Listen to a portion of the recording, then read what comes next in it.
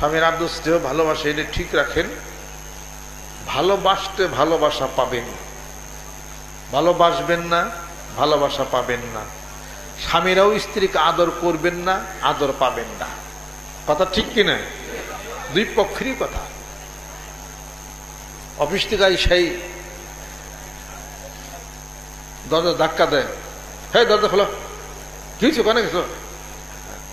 এতক্ষণ ধরে খটখট করতেছে, যাও কোন জায়গা? কাল বলি খ্যাচ খ্যাচ করো না, ডাল লানছি, হ্যাঁ বাদ চলে দিছি।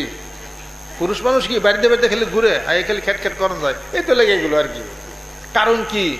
আসসালামু আলাইনা মির রব্বিনা কন্যাই তো, এর লেগে এই অবস্থা। ঘরে ঢোকার আগে সালাম দেন, ঘরের স্ত্রী সালাম দেন, আসসালামু আলাইকুম রহমতুল্লাহ, মুসাফা করেন, 5টা টেয়া দেন হাতে, খালি পীরের লোকে মুসাফা করলেন। ঘরের স্ত্রী মুসাফা করেন, 5টা টেয়া দেন। এই মার লোকে মুসাফা করে 200 টেয়া দেন, বাপের লোকে মুসাফা করে 300 টেয়া দেন। খালি পীরের লোকে মুসাফা করে টাকা দেন, এটা হিগাই লোকেরা। এটা ঘটনা কি? এটা নিয়ম উল্টিয়া দিতে হবে। রাজি আছে? হাত নামান।